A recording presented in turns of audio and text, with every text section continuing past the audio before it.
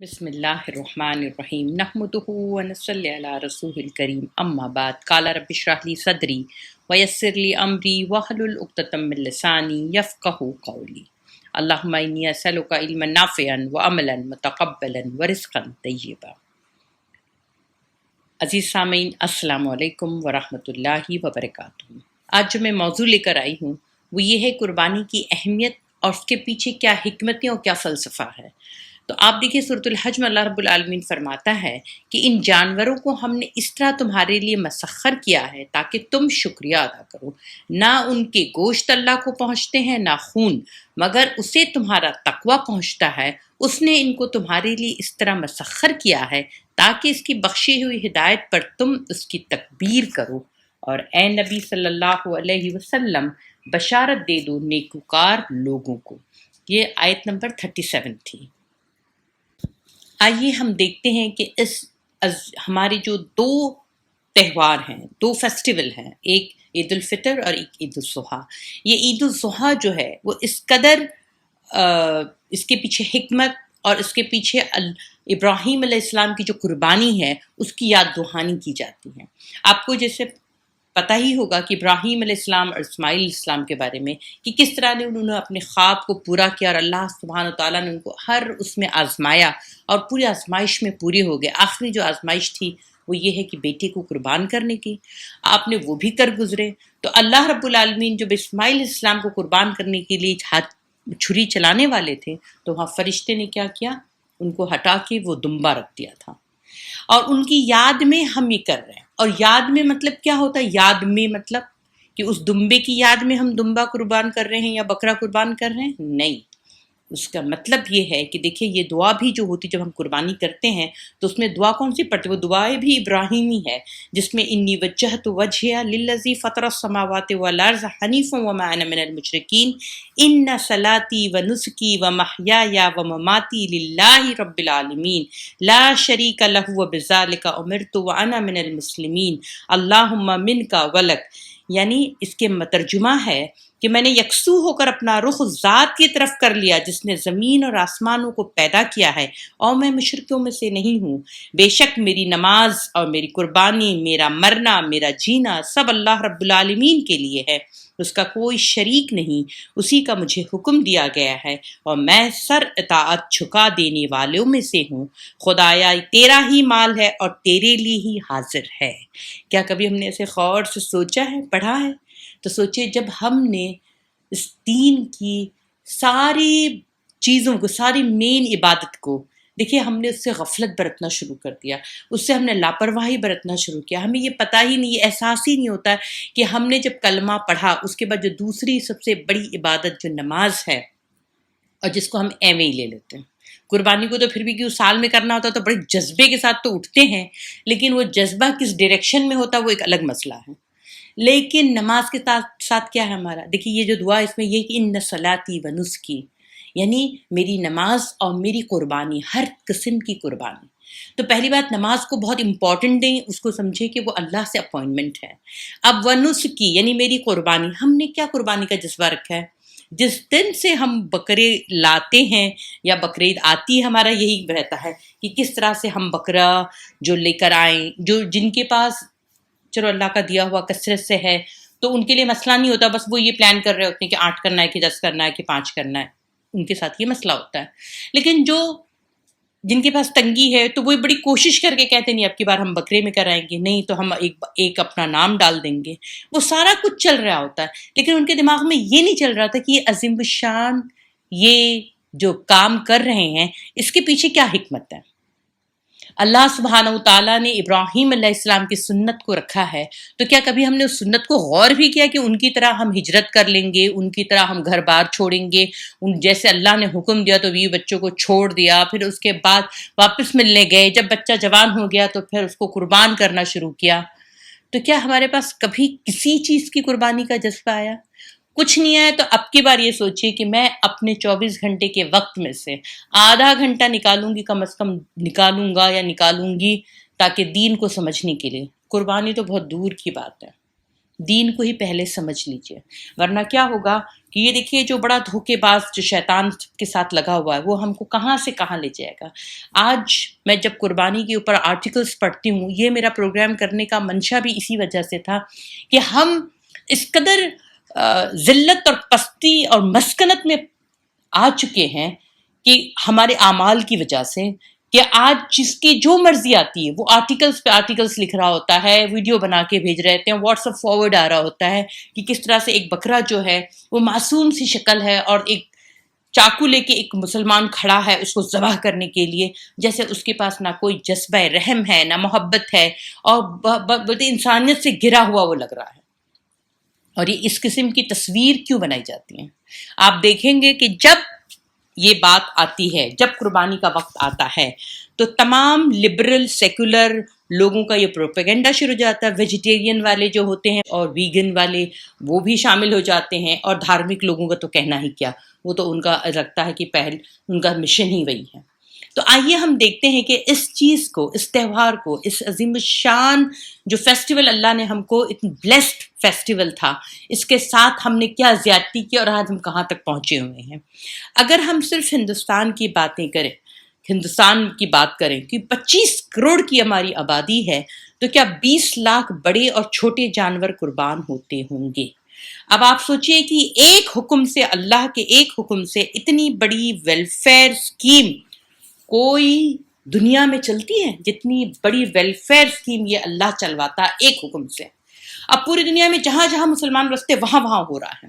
ہم صرف ہندوستان پہ فوکس کریں اگر، تب آپ کو اندازہ ہوگا کہ کس طرح سے اللہ نے اس میں خیر ڈالا ہے۔ یہ کھربوں روپے اللہ کی طرف سے، ایک حکم، اللہ کے اس حکم کی وجہ سے کھربوں روپے نکال کر غریبوں کو عزت کے ساتھ روزی روزگار سے اور حلال رزق کو اللہ عام کرتا ہے۔ اب آپ دیکھیے اگر 20 لاکھ جانور قربان ہو رہے ہیں تو کم از کم بولتے 3-4 ارب روپے کا کاروبار ہوتا ہے، کیونکہ یہ یونیفارم سیکٹر نہیں ہے تو اس کے بارے میں ہمیں پوری طرح سے معلوم نہیں پڑتا کتنا، لیکن کم و بیش لوگ کہتے ہیں کہ 3 ارب روپے کی رولنگ ہوتی ہے، اور اکنامی کے جو ماہرین ہیں وہ یہ بات کہتے ہیں کہ اکنامی کو رول کرنے کے لیے پیسہ جو ہے نچلے درجوں کو دیا جائے تاکہ پھر وہ رولنگ ہو۔ اب آپ دیکھیے اس میں رولنگ کیسے ہوتی ہے کہ دنیا کا یہ سب سے بڑا امپلائمنٹ پرووائڈ کرنے والا یہ تہوار ہے، غریب سے غریب کو بھی کچھ نہ کچھ ضرور ملتا ہے۔ جو لوگ اس کے کاروبار میں لگے ہیں، یعنی بکرے پالن میں یا پھر گائے بھینس کے پالنے میں، وہ جانور کو، اپنے مویشی کو کیا کرتے ہیں، پالتے ہیں، پوستے ہیں کہ یہ بقرعید میں کیا ہوں گے، یہ مارکیٹ میں ہمیں بہت سارا ویلیو ملے گا۔ اس میں کوئی ہندو مسلم نہیں ہوتا ہے، اس میں سارے غریب کسان ہوتے ہیں جو اپنے جانوروں کو پالتے ہیں اور پھر منڈی میں لا کے بیچتے ہیں۔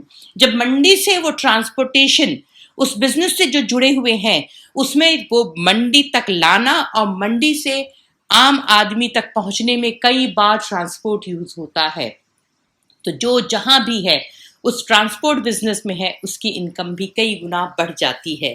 یہاں تک کہ اس جانور کو ذبح کرنے کے لیے جو چاقو، جو چھری استعمال ہوتی ہے، تو اس کو بنانے والے، اس کو تیز کرنے والے، اس جانور کو کھانے کے لیے جو چیز چاہیے، تو اس کا دانہ، پانی اور اس کا جو پتے اور اس کے ساری ضرورت کی چیزیں، یہ کاروبار الگ لوگ کر رہے ہوتے ہیں۔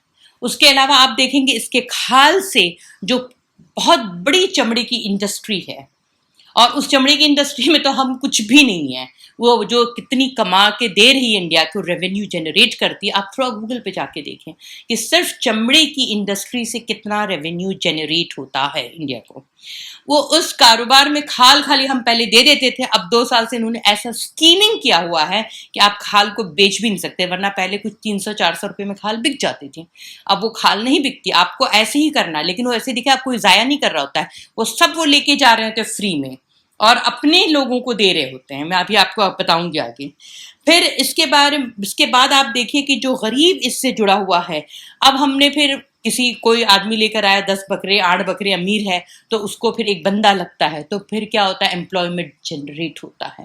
یہاں تک کہ کوئلسا کا بھی کاروبار بڑھ جاتا ہے، کیونکہ لوگ پارٹیز کر رہے ہیں، باربیکیو کر رہے ہوتے ہیں، اس کو اچھے سے کھایا جاتا ہے، کھلایا جاتا ہے۔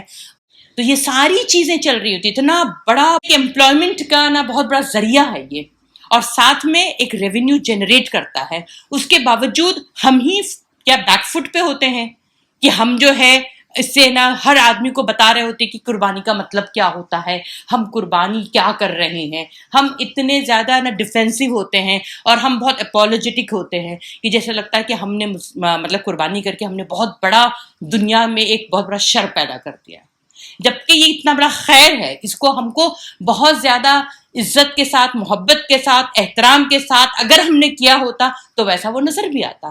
پر کیونکہ خود ہمارے اندر, ہماری روح میں, ہمارے دماغ میں, ہمارے دل میں خالی پن ہے, تو وہ بات آئے گی کہاں سے. اس کے علاوہ میں آپ کو ایک بات بتا دوں اس جانور کے تعلق سے کہ بجرنگ دل والوں نے آج کل جس حساب سے اس کو کنٹرول کر رہے ہیں, تو ایک جرنلسٹ تھا, اس جرنلسٹ نے بھیس بدل کر مسلمان کا بھیس بدلا اور 6 مہینہ تک وہ راجستھان سے گجرات کے بارڈر تک کام کر رہا تھا. تو اس کا پورا بلساڑ ڈسٹرکٹ تک اس کا جو تھا وہ اپنا ٹرانسپورٹ پہ گائے, بھینس, پاڑے یہ سب لاتا تھا. تو اس نے اپنا ویڈیو اپلوڈ کیا اور ایک سیمینار میں بتا رہا تھا اپنا ایکسپیرینس کہ بجرنگ دل والے کو وہ گائے کے لیے 14,000 روپیہ ایک ٹرک کا, پاڑے کے لیے 5,000 اور بھینس کے لیے 6,500 وہ دیتا تھا. اور اس کو دینے کے بعد اس نے ایک بار کہا کہ وہ اس کا نام چودھری تھا وہ بجرنگ دل والے کا, تو اس نے کہا اس کی سلیک اچھی ہو گئی تھی کہ آپ میرے تھوڑا سا انکریز کرو, مجھے بامبے تک لے کے جانا ہے. تو کہہ رہا نہیں, بلساڑ تک میرا چلتا ہے, اس کے آگے پھر تیرے کو آگے پیسہ دینا ہوگا. اس کے علاوہ پھر اس نے کہا کہ مجھے تھوڑا کمانے دو, یہ چمڑے کا بھی بزنس کرنے دو. تو اس نے کہا کہ جتنا مل رہا ہے نا اس پہ خوش رہو اور زیادہ کی مت سوچو, اور جتنے سلاٹر ہوتے ہیں, یعنی عام دنوں کی میں بات کر رہی ہوں, بقرعید کی بات نہیں کر رہی ہوں, تو پورے سال میں جتنی قربانی ہوتی, جتنا سلاٹر ہوتا ہے, تو وہ سب کی کھال کوئی پھینکتا نہیں ہے اور نہ ہی کوئی وہ اس کو بیچتا ہے. اس کو وہ لوگ خود ہی اٹھا کے لے کے جاتے ہیں اور ان کی فیکٹریز میں جاتا ہے, جو کہ کون لوگ ہیں, اس کے اونر کون ہے, وہ سو کالڈ اس کے پوجنے والے لوگ ہیں. اور اس کو آپ کو اگر دیکھنا ہے, میں آپ کو ایک بات بتا دوں کہ یہ جو جانور کی بیف کی ایکسپورٹ کرنے میں سب سے بڑا ہاتھ کس کا ہے پوری دنیا میں. بولتے ہیں کہ 94.49 لاکھ میٹرک ٹن جو ہے پوری دنیا میں بیف ایکسپورٹ ہوتا ہے. برازیل اس میں 18.50 کے ساتھ دوسرے نمبر پہ ہے, اور انڈیا جو ہے 18.55 لاکھ میٹرک ٹن سے پوری لسٹ میں ٹاپ کرتا ہے. اور دنیا کے باقی ملک نیدرلینڈ ہیں اور یہ جو یورپ کے اور بھی لوگ ہیں, یہ لوگ کس کے لیے کرتے ہیں, نہ ان کی عبادتوں میں شامل ہیں نہ کچھ, یہ صرف اور صرف ریونیو جنریٹ کرنے کے لیے اتنے سارے اینیملز کو سلاٹر کرتے ہیں سالانہ طور سے, تاکہ اس سے کیا ہے ان کو انکم بڑھے. اور یہاں پہ ہمیں پاٹھ پڑھایا جاتا ہے کہ گائے ہماری ماتا ہے اور ہم اس کے لیے کچھ بھی کریں گے. اور سوچئے اس جرنلسٹ نے جب چودھری سے بات کی, اس نے بتایا تھا کہ اس کے پاس ایک تصویر تھی, وہ لکشمی جی کی تھی. تو اس نے کہا کہ سر آپ تو یہ آپ کے دھرم میں تو منع ہے, آپ پھر بھی اس کا کاروبار کرتے ہو. تو کہتا ہے کہ دیکھ یہ نہ پوجا, دیکھ رہا ہے تصویر کس کی ہے, تو کہہ رہا ہے, میں نے کہا ہاں لکشمی جی کی ہے. تو کہہ رہے میں لکشمی کو پوجتا ہوں, یہ چمڑے کو میں پوجتا نہیں ہوں, جانور کو میں پوجتا نہیں ہوں. یہ میرے کو ایسا میں اس کو کنسیڈر کرتا ہوں کہ یہ چمڑا اور یہ جانور کا کاروبار جو ہے یہ لکشمی کو بھلانے کا ایک طریقہ ہے بس. تو میرے لیے پوجنیہ کیا ہے, لکشمی ہے, پیسہ ہے, مال ہے. اور یہی چیز ہم نے یہاں پر رہ کے ان لوگوں کے ساتھ ان کے اثرات لیتے ہوئے ہمارے لیے بھی سب سے بڑا کیا بن گیا ہے, مال ہو گیا, روپیہ ہو گیا ہے. تو ہم اس کے لیے ہر کمپرومائز کرتے ہیں. اسلام کیا ہے, کیا ہم سے چاہتا ہے, وہ سب بھاڑ میں جائے. میرا سب سے پہلے ہم اٹھتے کے ساتھ ہم کیا چیک کرتے ہیں, ہم کیا کر رہے ہوتے ہیں. آپ کبھی ہر آدمی اپنا پرسنل دیکھے کہ وہ کیا کر رہا ہوتا ہے. اگر آپ کو دنیا کا بھی دولت چاہیے ہوتا تو کیا اللہ نہیں دے گا, لیکن ہمارا ڈائریکشن اتنا مس پلیس ہے. اور دوسری بات کہ ہم اتنا متاثر ہیں دوسرے لوگوں سے. دیکھیے یہ جب میں قرآن آپ کو بار بار کہتی ہوں کہ جب تک آپ قرآن کو نہیں آئیں گے, قرآن کے پاس نہیں آئیں گے, آپ کی اصلاح نہیں ہو پائے گی اور آپ کو فلاح، آپ کو کامیابی نہیں ملے گی، نہ دنیا کی نہ آخرت کی۔ اور دوسری بات، کوئی آپ کے لیے کام کر کے سجا کے پلیٹ میں نہیں دینے والا ہے۔ اس دین کو کرنے کے لیے آپ کو ہر ایک کو اپنی خود سے محنت کرنی پڑے گی۔ اب آپ دیکھیے، جب اس نے یہ بات بتایا کہ نا یہ میں اس کے لیے کرتا ہوں کہ لکشمی کو پوجنے کے لیے، لکشمی کو کرنے کے لیے کرتا ہوں، تو آپ سوچئے اس تھوڑا سا اگر آپ کے اندر عقل ہوگی، سمجھ ہوگی، تو آپ دیکھیں گے، گوگل کر کے خود دیکھیے کہ ورلڈ کے جو بڑے بڑے بیف ایکسپورٹر انڈیا میں سے کون ہیں، تو آپ کو پتا چلے گا ستیش سابروال الکبیر۔ الکبیر، الکبیر کے معنی کیا ہوتے ہیں؟ کبیر کے معنی کیا ہوتے ہیں؟ بڑا۔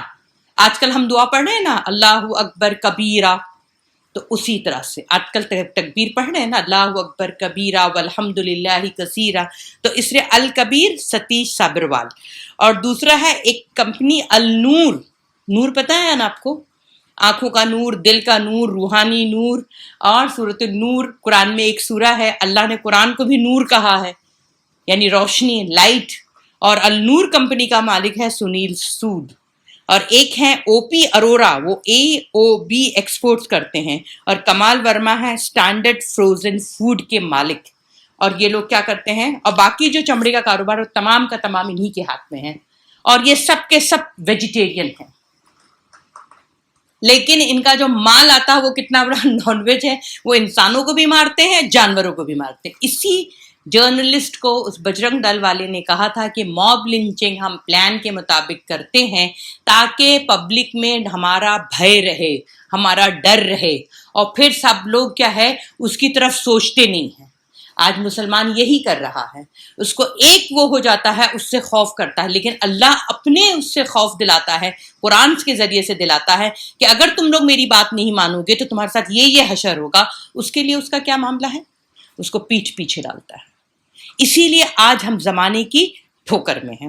اب آپ دیکھیے، میں اس کے بارے میں آپ کو بتا رہی ہوں کہ جو جانور ہے کس طرح سے اللہ رب العالمین نے اس کو ایک نیچرل کیپٹا بنایا ہے۔ یہ عام انسان سے لے کے بڑے سے بڑا آدمی تک اس کاروبار سے امیر بنتا ہے۔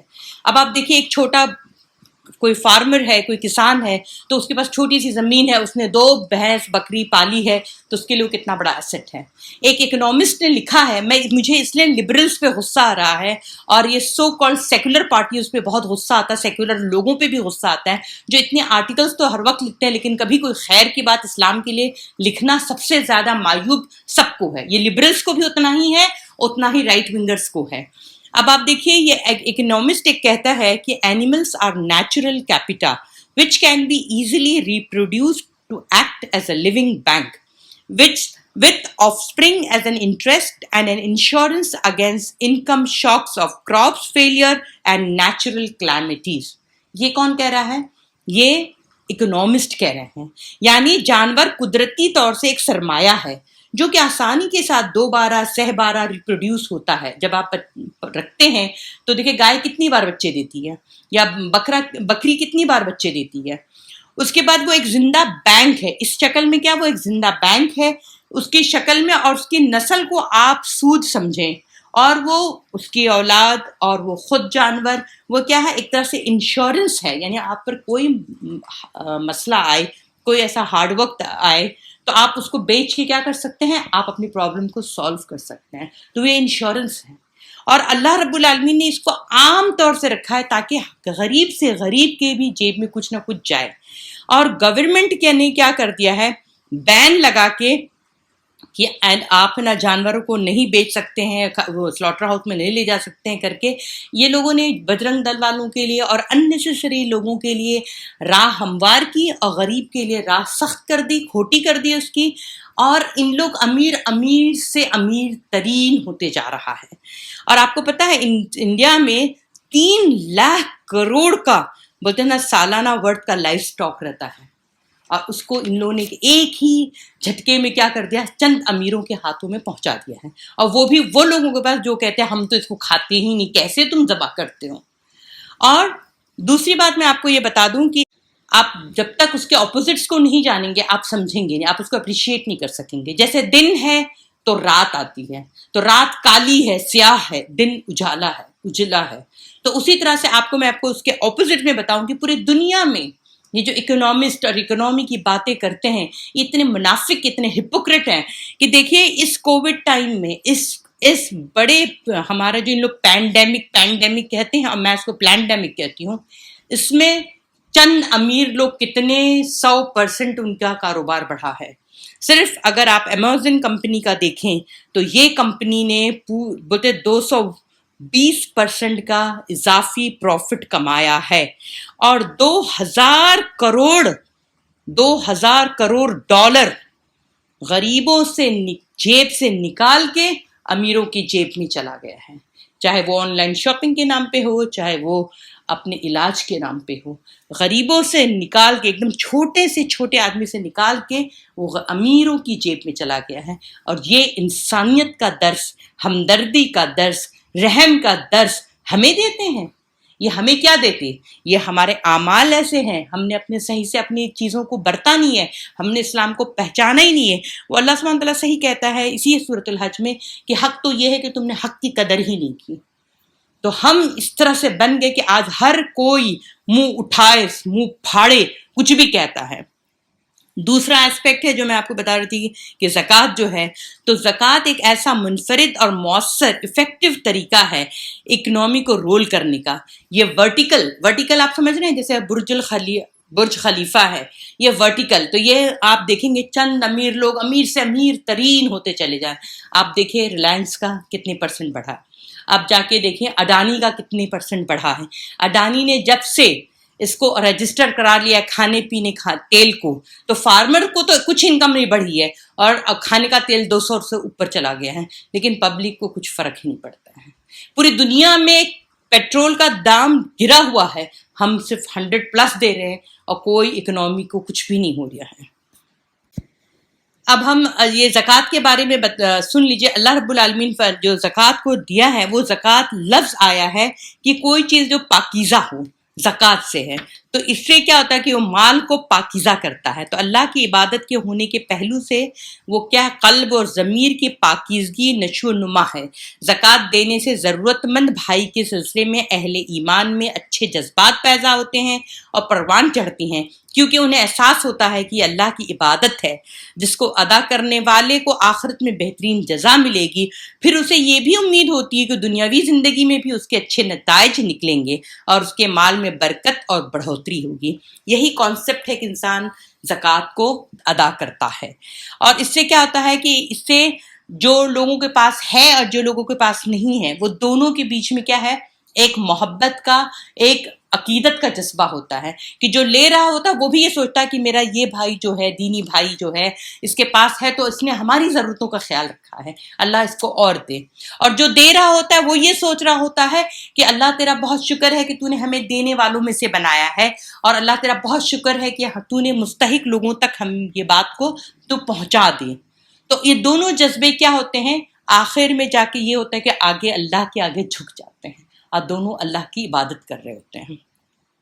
اور اسلام میں زکوٰۃ و صدقات کی حیثیت دان و پن کی نہیں ہے کہ جسے دولت مند احسان کے طور پر غریبوں کو دیتے ہیں اور اس کا اس طرح اشتہار دیتے ہیں جو خواہ غریبوں کا پیٹ بھرتا ہو یا نہ بھرتا ہو، مگر اس کی عزت نفس کا خاتمہ ہو جاتا ہے. اور سیم یہی کام کچھ مسلمان کر رہے ہوتے ہیں کہ انہوں نے ایک کاپی بھی دے دی ہوتی ہے، ایک چادر بھی دے دی ہوتی ہے، تو اس کا فوٹو نکال کے پہلے اخباروں میں آتا تھا، آج کل سوشل میڈیا پہ آتا ہے. تو آپ نے تو ایک ہی جگہ اس کا اجر لینا ہے، یا تو اس دنیا میں واہ واہی لے لیں یا تو آخرت میں لے لیں. آپ بولتے ہیں اس طرح سے دینا چاہیے کہ پتہ بھی نہ چلے، اس کی عزت نفس کو مجروح مت کریے. اسلام میں زکوٰۃ دولت مندوں کے مال میں غریبوں کا حق ہے، اللہ کہتا ہے. یہ ایسا نہیں کہ کوئی آپ احسان کر رہے ہیں.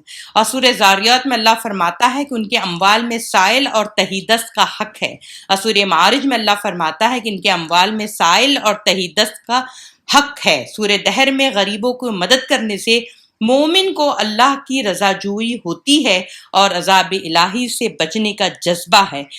اور یہ چیز اللہ رب العالمین اپنے ذمے لیتا ہے کہ جب تم دو گے تو اس کا مطلب بھرپور تمہیں اس دنیا اور آخرت میں ملے گا.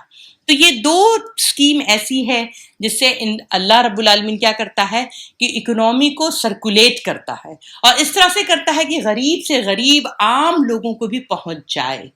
اور اس کے برعکس جو لوگ ہیں وہ لوگ کیا کرتے ہیں، وہ جو بھی اسکیم آئے گی تو آپ دیکھیں گے وہ غریبوں سے نوچ کے گھسوٹ کے وہ لوگ لے لیتے. جیسے میں نے آپ کو بتایا کہ 2,000 کروڑ غریب سے لے کے امیر کی جیب میں گیا، چاہے وہ امریکہ سے گیا ہو یا 2,000 کروڑ کی بات کر رہی ہوں. لیکن پورے سال میں یہ لبرلز، یہ سیکولر، یہ سارے لوگ رائٹ ونگرز، وہ جو بھی اکنامی کو سمجھتے ہیں، کوئی نے بھی اس پہ قلم اٹھانے کی ضرورت نہیں سمجھی. لیکن بقرعید اگر آ جائے گی تو آرٹیکلز آپ کو بھرے ملیں گے جس میں پتہ چلتا ہے کہ ایک ایسا تہوار ہے جس سے کیا ہے، سوائے نقصان کے اور سوائے بے رحمی کے کچھ نہیں ہوتا ہے. اور جبکہ معاملہ کیا ہوتا ہے کہ اسی سے وہ خود کما رہے ہوتے ہیں. اور اصل میں کیا ہے نا، دیکھیے اس کا معاملہ بالکل میں جب پڑھ رہی تھی، اس کو کر رہی تھی، تو سلام کی طرح ہے. اللہ رب العالمین نے سلام کو کیا کہا ہے کہ آپس میں محبت کو قائم کرنے کے لیے ایک دوسرے سے سلام میں سبقت کیا کرو. تو اس سے نا یہودیوں کو بہت جلن ہوتی تھی، کیونکہ یہ ایک ایسی گریٹنگ تھی جس سے آپ دعا اور سلامتی ایک دوسرے کو دیتے ہیں. اسی طرح سے مجھے لگتا ہے کہ معاشی طور سے اللہ نے یہ ہمارے ساتھ 2 سسٹم رکھا ہے، قربانی کا اور ایک زکوٰۃ کا، جس سے اتنی بڑی ویلفیئر اسکیم چلتی ہے، امپلائمنٹ ملتا ہے. ان لوگوں کو حسد ہوتی ہے کہ یہ قرآن میں کیسے لکھا ہوا ہے، لیکن جس دن ہم نے غفلت کو، پردے کو ہٹایا، تب ہمیں نظر آئے گی. اب آپ سوچیے کہ جب آپ کو پتا چلے کہ آپ اتنا ریونیو جنریٹ کرانے والوں میں سے ہیں جو قربانی کرتا ہے، تو آپ کتنا اچھا فیل کریں گے اور آپ کتنا معزز فیل کریں گے خود ہی. لیکن آپ خود کیونکہ ہم پتہ ہی نہیں ہے تو دوسرا جو کہہ رہا ہے تو ہم بھی یہ بات کہتے ہیں. اب تو شہروں میں کچھ لوگ ایسے ہیں جو کہتے ہیں کہ کیوں نہیں ہم ہاسپٹلس میں پیسے دے دیتے ہیں، کیوں نہیں ہم کچھ اور کام کرواتے ہیں. آپ کو جو کرنا ہے آپ اپنے دوسرے پیسے سے کریے. لیکن جب سال میں یہ حکم آئے تو اللہ کے آگے کیا ہے، اللہ کے حکم کے آگے ہمیں جھکنے والے بنے اور اللہ سے یہ دعا کریں. آئیے اس عید الاضحیٰ میں ہم یہ دعا کریں کہ اللہ تو ہمیں اپنا وفادار اور اپنا، بولتے نا، اپنا بندہ بنا کے رکھ. دیکھیے ہم نے یہ دین کو ٹھوکروں میں رکھا نا، تو اللہ نے ہمیں زمانے کی ٹھوکر میں رکھ دیا ہے. اور یہ حدیث کا مفہوم بھی ہے کہ میری امت پہ ایک وقت ایسا آئے گا کہ تمام قومیں اس پر ایسے ٹوٹ پڑیں گی جیسے بھوکے دسترخوان پہ ٹوٹ پڑتے ہیں. ہم نے اس دین کو، اس قرآن کو کیا کیا، کھلواڑ بنایا ہے. تو اللہ نے کہا کہ ٹھیک ہے اب کھیلو تم.